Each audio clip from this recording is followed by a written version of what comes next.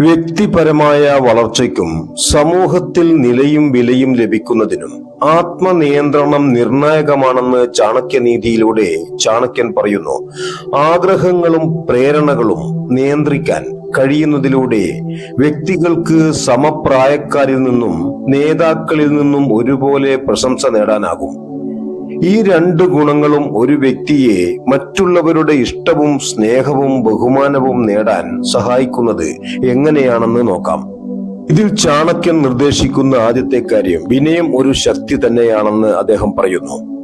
ഒരു വ്യക്തിയുടെ ഏറ്റവും വലിയ ഗുണങ്ങളിൽ ഒന്നായി ചാണക്യൻ വിനയത്തെ വിലയിരുത്തുന്നു. എളിമയുള്ള വ്യക്തികൾ മറ്റുള്ളവരുടെ സ്നേഹവും ബഹുമാനവും പിടിച്ചുപറ്റും. കാരണം സ്വന്തം നേട്ടങ്ങളെക്കുറിച്ച് വാചാലരാകുന്നതിന് പകരം മറ്റുള്ളവരെ ശ്രദ്ധിക്കുന്നതിലും മനസ്സിലാക്കുന്നതിലും ശ്രദ്ധ കേന്ദ്രീകരിക്കുന്നു. മറ്റുള്ളവരുമായി തുറന്ന ആശയവിനിമയത്തിനും പരസ്പര ബഹുമാനത്തിനും വിനയമെന്ന ഗുണം സഹായിക്കുന്നു. വ്യക്തി ജീവിതത്തിലും തൊഴിലിടത്തും വിജയത്തിന് അത് അത്യന്താപേക്ഷിതമാണ്. വിനയത്തെക്കുറിച്ച് ചാണക്യൻ നൽകുന്ന ഉപദേശങ്ങൾ ദൈനംദിന ജീവിതത്തിൽ പ്രാവർത്തികമാക്കുന്നവർക്ക് വ്യക്തിഗതമായ വളർച്ചയുണ്ടാകും. വിനയത്തെ ഏവരും വിലമതിക്കുന്നതിനാൽ വിനയാനീതരായ ആളുകളോട് മറ്റുള്ളവർക്ക് പ്രത്യേക അടുപ്പം തോന്നും. വിനയം ഒരു സമൂഹത്തിന് ഒന്നാകെ മുതൽക്കൂട്ടാകുന്ന സ്വഭാവ സവിശേഷതയാണെന്ന് ചാണക്യൻ പറയുന്നു. മറ്റുള്ളവരുടെ ആദരവ് നേടുന്നതിൽ വിനയത്തിന്റെ പ്രാധാന്യത്തിൽ അടിയുറച്ച് വിശ്വസിച്ച ചാണക്യൻ അഹങ്കാരത്തിന് പകരം വിനയത്തിലൂടെയാണ് യഥാർത്ഥ ആദരവ് ലഭിക്കുകയെന്ന അറിവ് മറ്റുള്ളവർക്ക് പകർന്നു നൽകി. അതോടൊപ്പം തന്നെ ബഹുമാനം നേടുന്നതിനുള്ള ഒരു താക്കോലായി സ്വയം അച്ചടക്കത്തെയും അദ്ദേഹം കാണുന്നു.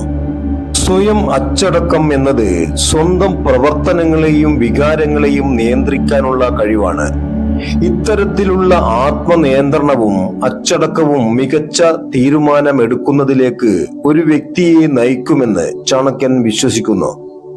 ലക്ഷ്യങ്ങളിൽ ശ്രദ്ധ കേന്ദ്രീകരിക്കാനും സ്ഥിരമായ പുരോഗതി ഉറപ്പാക്കാനും ഈ ഗുണം സഹായിക്കുന്നു.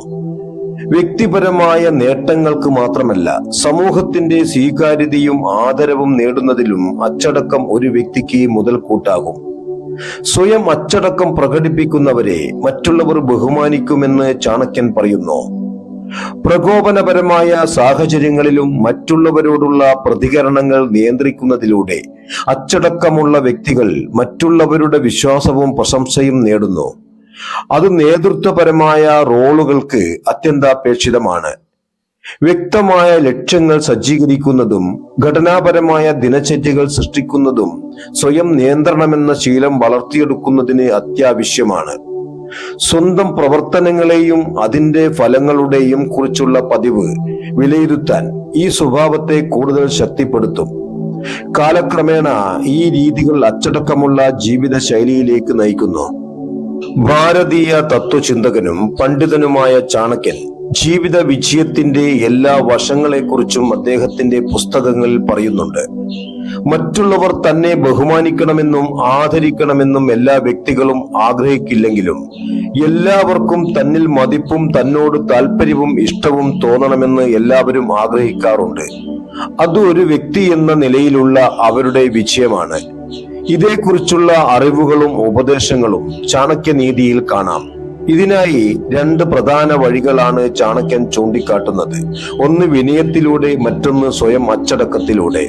ചാണക്യൻ പറയുന്ന ഇത്തരം ഉപദേശങ്ങൾ സ്വീകരിക്കുന്നതിലൂടെ നിങ്ങളുടെ ജീവിതത്തിലും വിജയം കൈവരുത്തുവാൻ സാധിക്കും.